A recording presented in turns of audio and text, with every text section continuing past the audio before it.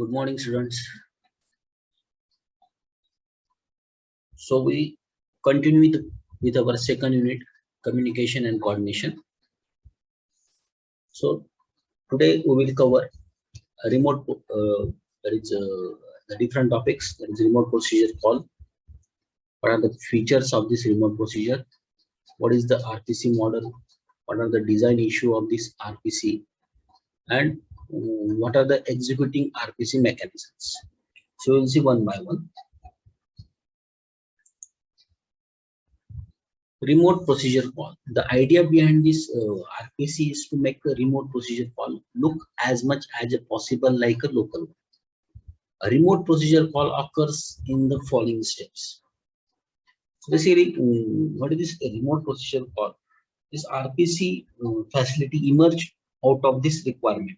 It is a special instance of the general message passing model IPC. So what is this IPC? IPC is a part of the distributed application, can frequently be satisfactory and capable handled with the help of IPC protocol on the basis of the message passing model. One of the inspiration for the developing the RPC facility is the offers the programmers with a familiar mechanism for building a distributed system. So what are the different steps for this remote procedure call? So client procedure calls the client stuff in normal way. So we'll see what is this client stuff, what is this server stuff, right? So this client stuff builds the message and traps the kernel. Then kernel send the message to the remote kernel. Then remote kernel gives the message to the server stuff. The next server stuff unpack the parameters and call the server. Then server does the work and returns the result to the stuff. Then server stuff packs it in a message and traps to the kernel. The remote kernel send the message to the client's kernel. The client's kernel gives the message to the client stuff. Then stuff unpacks the result and return to the client. So these are the different steps for the remote procedure call. So what are the features of this remote procedure? So features are there is generality, efficiency, and used as an IPC mechanism. So generality, this feature is due to the fact that is single machine computation. Procedures, calls are the most important mechanism for the communication between the parts of the algorithm. So efficiency, the procedure calls are simple and adequate for the communication to be relatively rapid. Again, it can be used as a IPC mechanism to communicate between the different processes on the same machine as well as the process on the different machines. Again, there are some features again that is easy to or easy of use. The next, familiar semantics and a simple call syntax. Again, another features you can say the specification of well-defined interface. So this is a basic execution of the remote procedure call or remote procedure mechanism. This is a diagram for this. Then RPC model. It is a procedure call model, or this RPC model is similar to well-known procedure call model and used for the transfer of data and control within the program in a following manner. So how we control this program? So first, here in order to make a procedure call, a caller places the argument to the procedure in well-defined location. Second, the control is shifted to the sequence of instruction that organizes the body of the procedure. The next third, the procedure body is implemented in newly generated execution environment. That replicas of the argument specified in the calling instruction. Then last fourth one is after the procedure implementation is over, control proceeds further to the calling point probability, you can say the returning the result. This RPC mechanism uses the message passing mechanism for information interchange between the caller and calling process. So this called procedure, which is commonly known as a remote procedure, may be on the same computer as the calling process or on a different computer. In case of RPC mechanism, the caller and calling process have a disjoint address space. The remote procedure has no access to the data and variables of the caller's environment.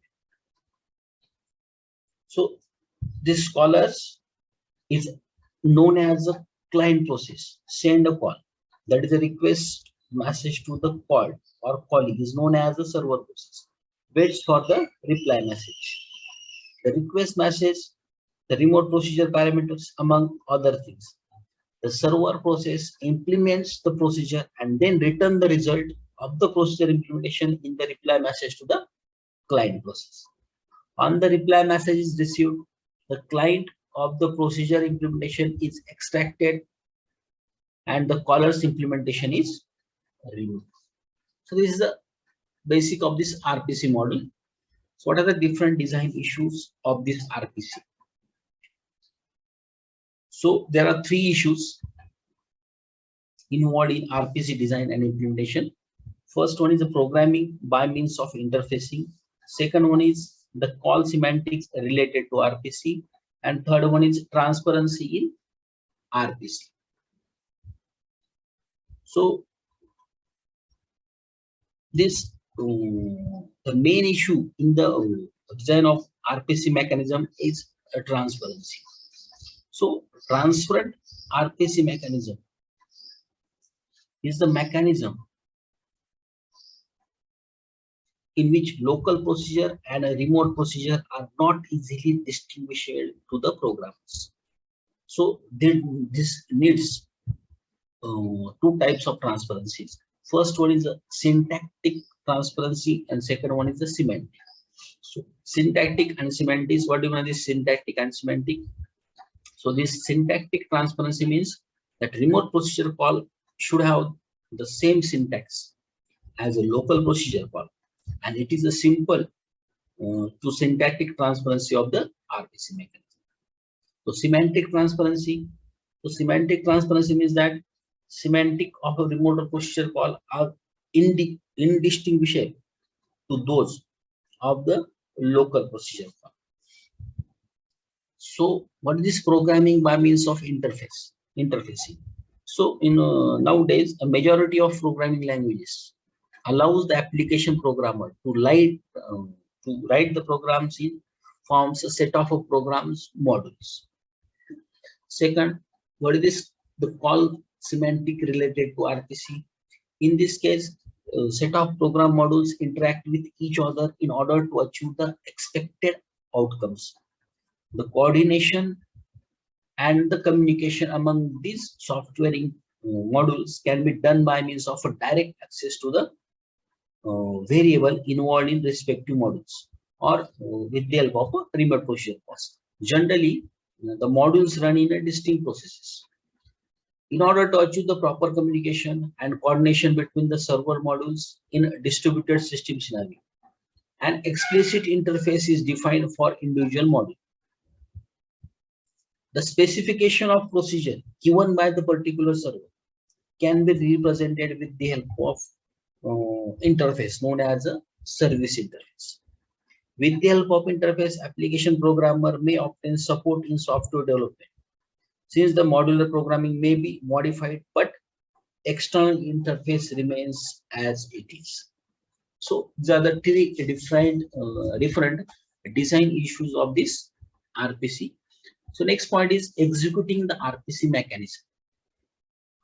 So in order to accomplish the aim of the semantic transparency, the execution of this RPC mechanism is based on the idea of stubs, which offers perfectly the normal procedure call abstraction by hiding the programs the interface to the fundamental Rpc system. So separate stub procedure is associated with each of two processes in order to hide the interface of the Rpc system from client processes as well as a server processes. So this executing Rpc mechanism usually contain the following 5 elements. So you can see the 5 elements of a programs for executing this Rpc mechanism. The first is the client, second one is the client stub, third is the Rpc mechanism, fourth is the server stub, and fifth one is the server. So how it works, we'll see. So the communication between all of them, right? The client stub, and one of the instance of Rpc runtime execute on the client machine. The server stub, and another instance of Rpc runtime execute on the server machine. So client stub and Rpc runtime execute on client machine, server stub and Rpc runtime. There is another instance of Rpc runtime execute on the server machine. So what is this client? So client is manipulator or handler that initiate the remote procedure call. The client creates a perfectly normal local call that invokes the corresponding procedure in client stub in order to create a remote procedure call. So what is this client stub? The client stub is responsible for two tasks. First is on the receipt of call request from the client, it packs the specification of largest target procedure and the argument into a message, and then asks the local RCP runtime to forward it to the server stub. On the receipt of result of procedure execution, it undoes the result and forward it to the client. So what is this Rpc runtime? So this Rpc runtime is responsible for transmission of message across the network between client and server machines. So it is responsible for retransmission, acknowledgement, packet routing, and encryption. Rpc runtime on the client machine receives the call request message from the client stub and send it to the server machine. It also receives the message containing the result of procedure execution from the server machine and forward it to the client stub. While this Rpc runtime on the server machine receives the message that contains the result of procedure implementation from server stub and forward it to the client machine. It also receives the call request message from the client machine and forward it to the server stub. So what is this server stub? The task of the server stub is similar to your client stub. It performs the following. It performs the two tasks. First is on the receipt of the call request from the local Rpc runtime, server stub unpack it and make it a normal call to invoke the appropriate procedure in server. Second, on the receipt of the result of the procedure execution from the server stub pack the result into a message and then ask the local Rpc runtime to send it to the client stub. The last element is the server. So on the receiving a call request from the server stub, the server implements the suitable procedure and forwards the result of the procedure implementation to the server stub. So these are the 5 elements of programs for executing the Rpc mechanism. So next point is the stub generation. So generally stub can be generated in one of the following 2 ways. First is manually, second one is automatic. So what is this manually? In this method, the Rpc implementer offers a set of translation functions from which user can build his or her own stub. This method is very simple to implement and can handle very complex parameter types. Second one is automatic. So this is a more commonly used method for stub generation. It uses the interface definition language, that is, you can say IDL. This IDL is used to define the interface or edge between a client and the server. The interface definition is mainly a list of procedure names supported by the user interface, together with the types of their arguments and the result. This is a sufficient information for client and the server to autonomously perform a type checking, and to generate the suitable calling sequences. So these are the different topics related with this RPC. Okay, so today we stop here.